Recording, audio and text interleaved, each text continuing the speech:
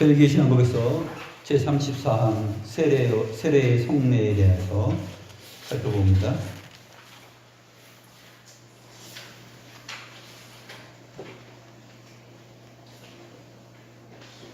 다 같이 함께 읽겠습니다. 좀 긴데 한 목소리로 읽겠습니다. 우리는 율법의 마침이신 예수 그리스도가 그의 피 흘리심을 죄들을 속한 보상으로서 할 수 있었거나 하길 원하는 다른 모든 피 흘림을 끝내셨다는 것을 믿고 고백합니다. 그리스도는 피와 관련된 할례를 폐하였고 그 대신에 세례의 성례를 제정하셨습니다. 우리는 세례로 하나님의 교회로 받아들여졌고 다른 모든 사람들과 거짓된 종교로부터 분리되어 하나님께 전적으로 헌신하게 되었다는 표와 인을 가집니다. 세례는 그리스도께서 영원히 우리의 하나님이 되실 것과 영원히 우리의 은혜로운 아버지가 되실 것을 우리에게 증언합니다. 그 이유로 그리스도께서는 그에게 속한 모든 사람에게 아버지와 아들과 성령의 이름으로 맑은 물로 세례를 받도록 명령하셨습니다. 이로써 그리스도께서는 물이 우리에게 뿌려졌을 때 우리 몸에 더러운 것을 씻어버리는 것 같이 또한 물이 세례받는 자 위에 뿌려졌을 때 그것이 그의 몸에 보이는 것처럼 그리스도의 피 역시 성령에 의해 영혼 안에 내적으로 같은 일을 이룹니다. 그리스도의 피는 우리 영혼의 죄를 씻어 깨끗하게 하며 우리를 진노의 자녀에서 하나님의 자녀로 거듭나게 합니다. 이것은 물 그 자체에 의해서가 아니라 하나님의 아들의 보배로운 피뿌림에 의해서 일어납니다.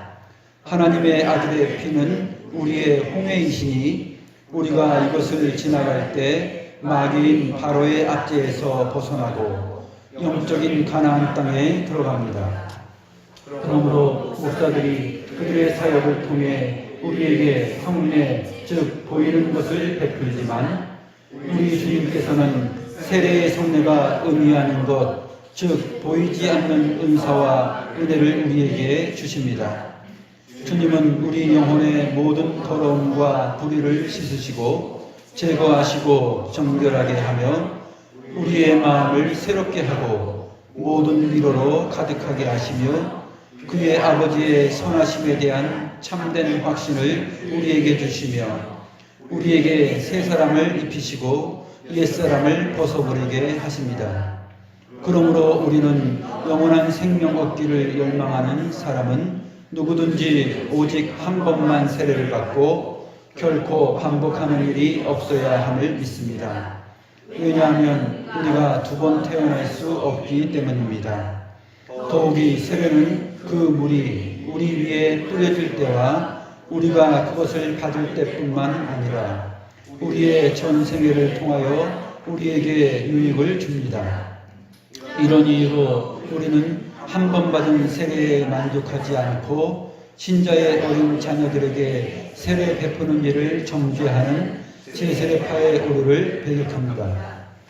우리는 전에 이스라엘에서 어린 자녀들이 지금 우리의 어린 자녀들에게 행해진 동일한 약속의 기초 위에서 할례를 받았던 것처럼 어린 자녀들이 세례를 받아 언약의 표로 인침을 받아야 함을 믿습니다. 참으로 그리스도께서는 어른들을 위하여 피 흘려주신 것과 조금도 다르지 않게 성도들의 어린 자녀들을 위해서도 피를 흘려주셨습니다. 그러므로 주님께서는 어린 자녀들이 태어난 후 곧 어린 양을 제물로 바쳐 그리스도의 고난과 죽음을 표하는 성례를 어린 자녀들을 위해 베풀도록 율법에서 명하셨습니다. 어린 자녀들에게 베푸는 세례는 유대인들이 행했던 할례와 동일한 의미이기에 사도 바울은 세례를 그리스도의 할례라고 불렀습니다.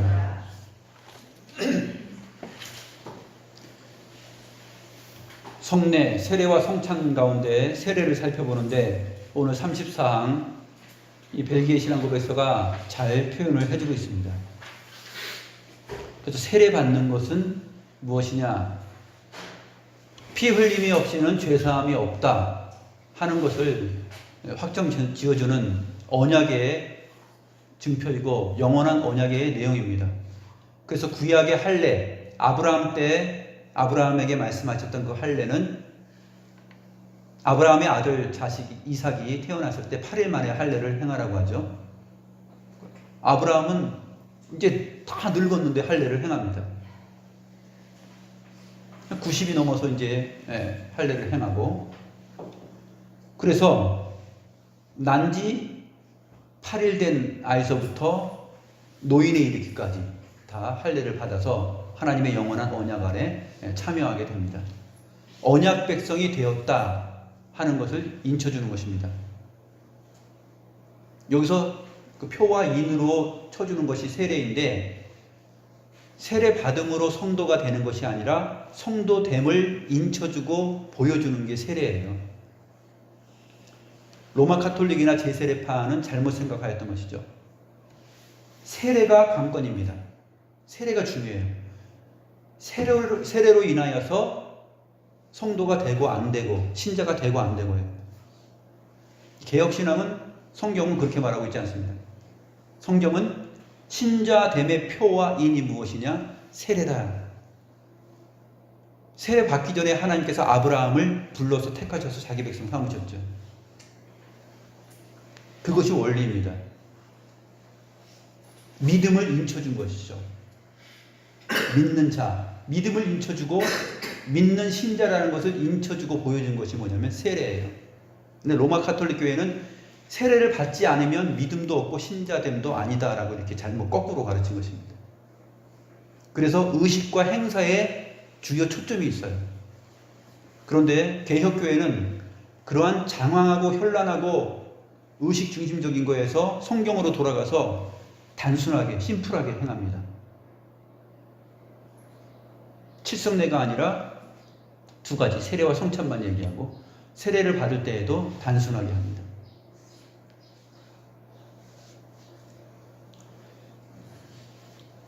그래서 율법의 마침이신 그리스도께서 피 흘리심으로 우리의 죄를 속하셨다. 그래서 이 율법의 마침이 되었다는 것은 이제 우리의 죄를 다 끝내신 것인데, 어떤 의미에서 죄를 끝냈느냐? 날마다 제물을 가지고 피 흘림으로 나아가는 그 구약의 제사의 그 피 흘림의 내용들을 영 단번에 한 번으로 끝내셨다는 것이에요. 피 흘림이 없이는 죄사함이 없는데, 그리스도의 죽으심과 피 흘림이 없으면 우리는 여전히 양과 소, 염소를 가지고서 나아가야 됩니다. 하나님 앞에. 그런데 그것을 끝내셨다는 것이에요. 율법의 마침. 그 율법이라는 것의 마침이 되셨다. 완성이 되셨다. 이제는 그리스도의 피를 힘입어서 우리가 하나님 앞에 담대히 나아가게 되었다 하는 것입니다. 이것이 할례 언약의 내용이에요. 피와 관련된 할례. 근데 이 할례 언약을 폐하고 이제 세례를 주십니다. 그래서 할례는 그리스도의 세례다 이렇게 바뀌게 되는 것이죠.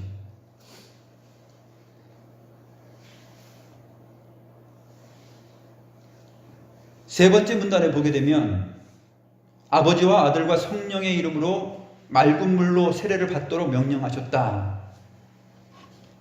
이제 선지자들이 활동하던 시대에 와서, 구약 시대 말기에 와서 에스겔서 36장 25절 27절에 보게 되면 맑은 물로 씻어서 너희를 정결케 한다 이렇게 말하고, 그 맑은 물이 무엇이냐 하면은 성령으로 너희의 굳은 마음을 제하여 버린다 이렇게 그 해석을 해주고 있습니다. 그래서 세례 요한이 왔을 때 요단강에서 맑은 물을 뿌려서 세례를 베풀었을 때 그 의미가 무엇이냐면 에스겔 선지자의 말을 그 완성시키는, 보여주는 내용입니다. 맑은 물을 뿌려서 죄사함을 얻게 하고, 그리고 주님을 소개하죠. 내 뒤에 오시는 분은 물로 세례를 베푸는 것이 아니라 성령으로 세례를 베푸실 분이다. 그래서 요한복음에 니고데모와의 대화 속에서 거듭나는 것이, 사람이 어떻게 하면 거듭날 수 있습니까? 거듭나는 것은 물과 성령으로 나지 아니하면 하나님 나라에 들어갈 수 없다, 이렇게 말합니다. 물 곧 성령이에요. 세례 요한이 와서 물로 세례를 베풀고 그것으로 만족하지 않고 예수님을 소개하면서 내 뒤에 오시는 이는 나보다 크니 그분은 물이 아니라 성령으로 세례를 줄 것이다, 이렇게 말하는 것은 에스겔서 36장 25절, 26절, 27절을 얘기한 것입니다. 맑은 물로 씻어 너희를 정결케 한다. 그것이 먼저 25절이에요. 그 다음에 26절, 27절은 성령께서 너희의 굳은 마음을 제하고 너희의 마음을 새롭게 하신다, 깨끗게 하신다. 그것이 세례 요한이 물로 세례를 베풀고 그 다음에 예수님을 소개하면서 내 뒤에 오시는 이는 나보다 크니 그는 성령으로 세례를 줄 뿐이다, 이렇게 설명한 것입니다. 그러니까 물 곧 성령이에요. 물로 세례를 받는다는 것은 무엇을 의미하냐면 성령으로 우리가 우리의 이 굳은 마음, 죄된 심령이 아담과 하와로 인하여서 벌거벗었음을 드러나게 했던 죄인된 그 정죄의 그 영혼의 자리가 깨끗하게 해결을 받는 내용입니다. 그래서 전에도 말했지만 세례 베푸는 것이, 물을 뿌려서 이렇게 세례를 베푸는 것이 성경적입니다. 성경적이에요. 성경은 다 구약의 모든 제사 제도 가운데서 물을 뿌리고 그 다음에 피를 뿌려서 정결케 하는 예식을 율법 가운데 주셨고, 그것을 받아서 성경은 항상 물을 뿌려서 세례를 베풀었던 것을 우리가 기억하는 것이죠.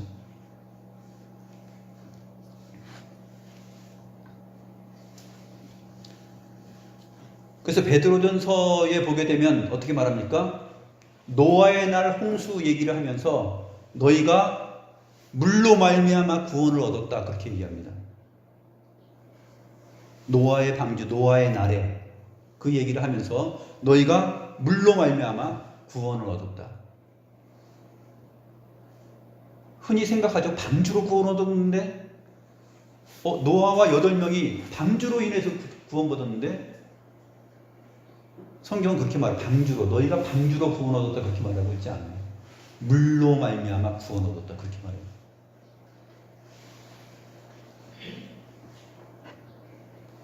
그래서 맑은 물을 뿌려서 그것이 하나님을 믿지 않는 자들에게는 심판이요, 하나님의 백성에게는 그것이 세례였습니다. 노아와 8명, 그 노아 가족들에게는 세례가 위에서부터 물이 뿌려지고 홍수가 났죠. 또 샘이 다 터지고, 샘이 다 터져서 솟아올라서 뿌려집니다. 완전히 뭐 위아래로 다 뿌려지는 거예요. 그래서 그것으로, 물로 인하여서 세례를 받았다라고 말하는 것입니다. 베드로 사도가 그렇게 물로 말미암아 세례받은 구원에 대해서 얘기할 뿐만 아니라 또 사도 바울도 얘기하는데, 4번째 문단 중간에 보게 되면 하나님의 아들의 보배로운 피뿌림에 의해서 일어납니다. 물 자체가 구원을 얻고 죄 씻음을 하는 것이 아니라 하나님의 아들의 보배로운 피뿌림에 의해서 일어납니다 라고 말을 하고, 하나님의 아들의 피는 우리의 홍해이시니, 굉장히 훌륭한 표현이죠. 성경적인 표현입니다. 고린도전서 10장 1절에서 3절 내용이에요. 우리가 이스라엘 백성들이 구름 아래에서 그리고 홍해를 건널 때 세례받았다 그래요. 그러니까 하나님의 아들의 피는 우리의 홍해이시니, 이건 굉장히 시적이며 성경적인 표현입니다. 홍해는 빨간 물이잖아요. 붉은 물. 홍해, 나일강. 이 홍해를 걷는 것입니다. 나일강이 아니죠. 나일강 위쪽이 홍해. 홍해를 걷는 것이 붉은 그 강물을 걷는 것인데, 홍해는 하나님의 아들의 피다, 이렇게 말하는 것이에요. 벨기에 신앙고백서가 굉장히 훌륭한 표현을 하고 있습니다. 성경적인 표현. 그리고 그랬을 뿐만 아니라 반석에서 나오는 광야 생활 동안에 신령한 양식과 신령한 음료를 먹었다. 성찬을 얘기하죠. 이스라엘 백성들이 신령한 음료를 먹었고 마셨고 그 다음에 신령한 음식을 먹었다. 이렇게 표현해 줍니다.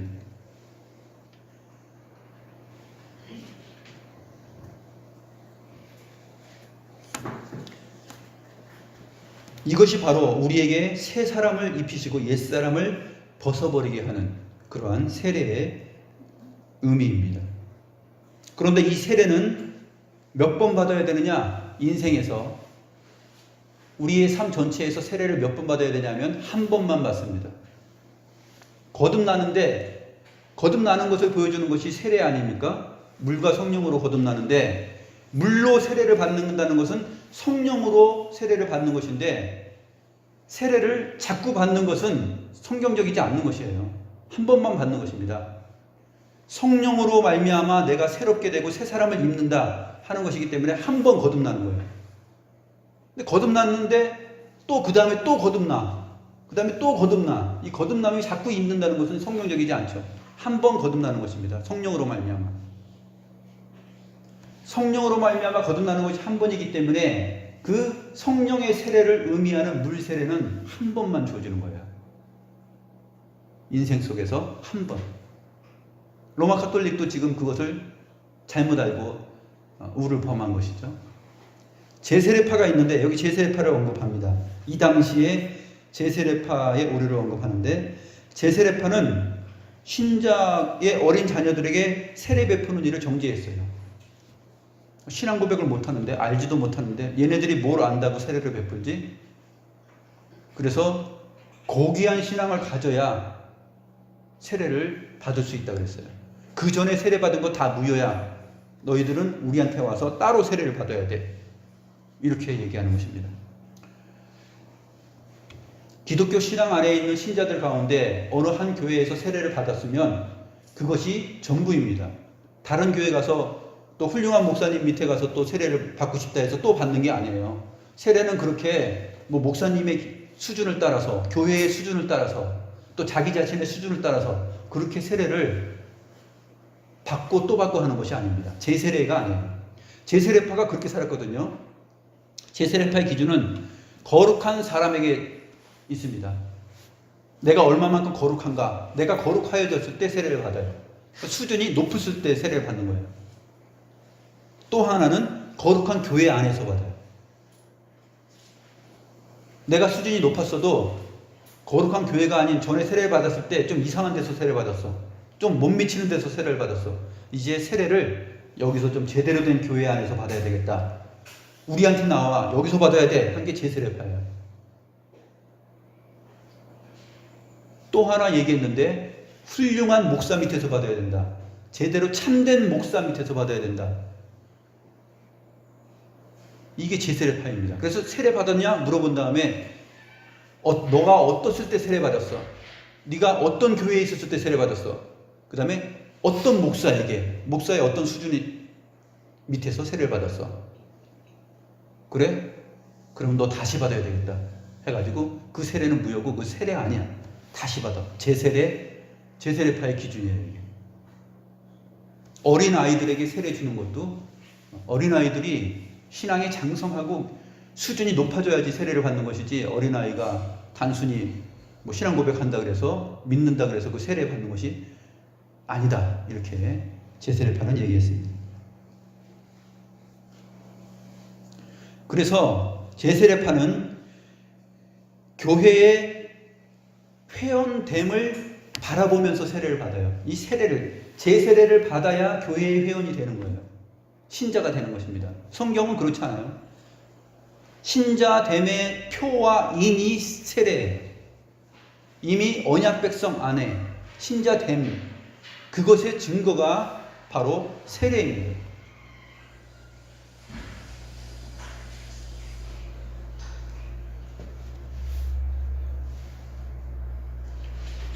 그래서 벨기에 신앙고백서가 말을 하죠.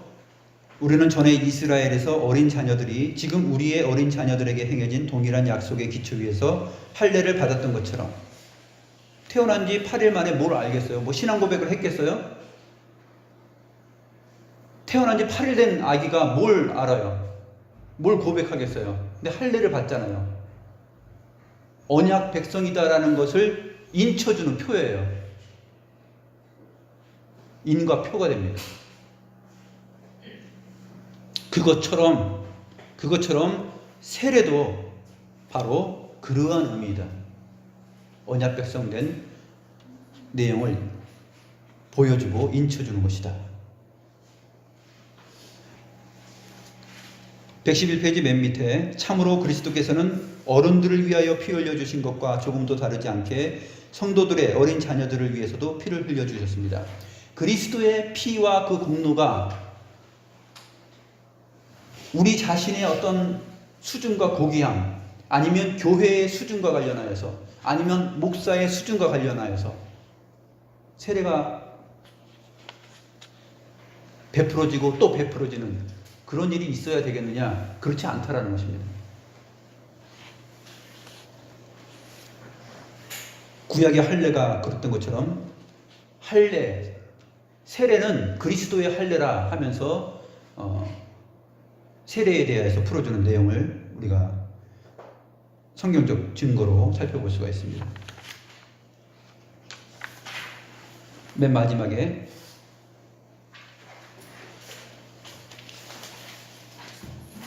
아래쪽에 세 번째 줄부터 봅니다. 어린 자녀들에게 베푸는 세례는 유대인들이 행했던 할례와 동일한 의미이기에 사도 바울은 세례를 그리스도의 할례라고 불렀습니다. 골로새서 2장 11절인데 세례는 그리스도의 할례다라고 말하면서 골로새서 2장 12절로 넘어가면 세례에 대해서 얘기해요. 그리스도의 할례 곧 세례, 그 세례에 대해서 얘기합니다.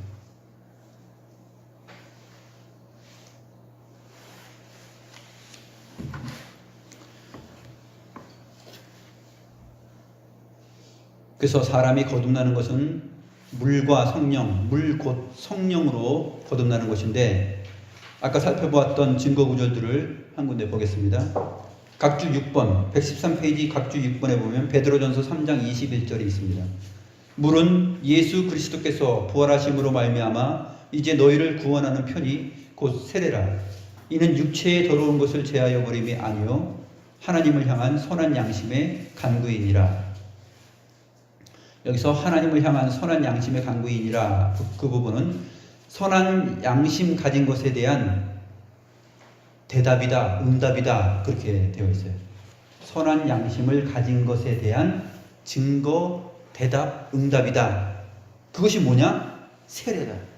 세례를 받음으로 선한 양심을 갖게 되는 것이 아니라 선한 양심을 가진 것에 대한 응답과 대답, 인과 표로서 주어지는 것이 세례다 하는 것입니다.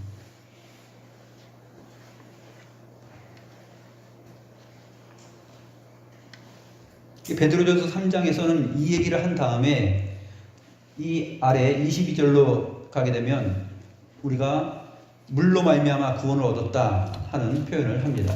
베드로전서 3장 22절 이하를 보겠습니다.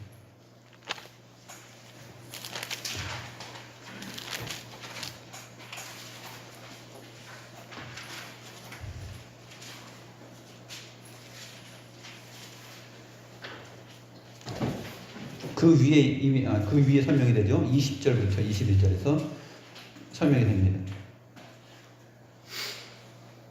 20절 그들은 전에 노아의 날 방주를 준비할 동안 하나님이 오래 참고 기다리실 때에 복종하지 아니하던 자들이라.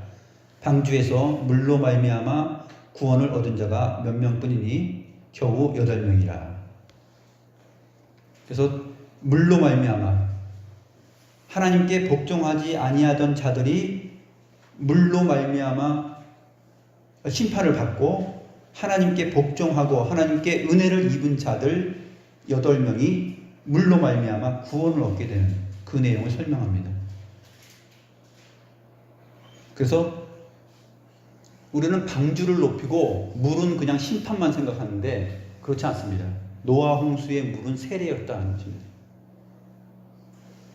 이스라엘 백성들이 홍해를 건넌 것이 그것이 바로 그리스도의 피로 말미암아 우리가 세례를 받은 것이다. 이렇게 표현하는 것처럼 노아의 때 물로 말미암아 구원을 얻은 자가 8명이다. 이렇게 표현하고 있습니다. 21절에서 설명을 하죠. 물은 예수 그리스도께서 부활하심으로 말미암아 이제 너희를 구원하는 편이 곧 세례라. 이렇게 연결되는 것입니다. 우리가 물로 말미암아 구원을 얻는다. 이 물은 그리스도께서 부활하심으로 죽으시고 피 흘려 주시고 부활하심으로 말미암아 너희를 구원하는 표가 된다. 곧 세례다. 이렇게 설명이 되는 것입니다.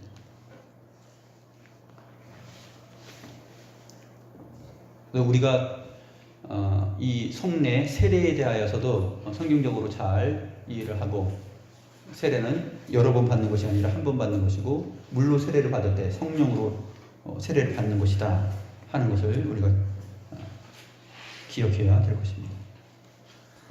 기도하시겠습니다.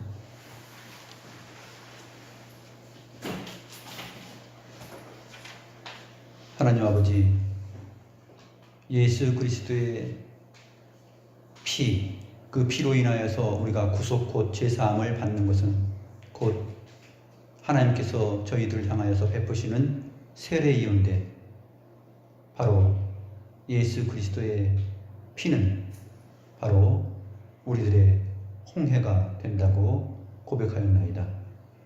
이 믿음의 선배들의 고백이 저희들에게도 같은 고백으로 되어지게 하시고,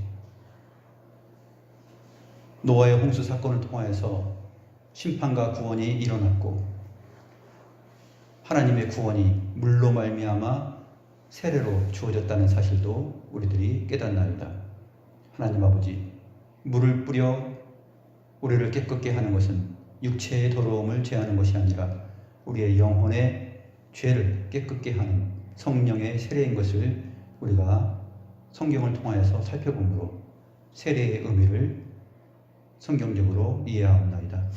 하나님, 세례는 여러 번 받는 것이 아니라 단 한 번 성령으로 인하여서 거듭나는 것임을 말하고 있음을 저희들이 성경을 통하여서 믿사오니, 이 모든 것들이 저희들 안에 믿음으로 받아들여지고 믿음으로 자리하여서 흔들리지 않는 믿음, 또 헷갈리지 않는 그러한 신앙으로 자리할 수 있도록 도우시옵소서.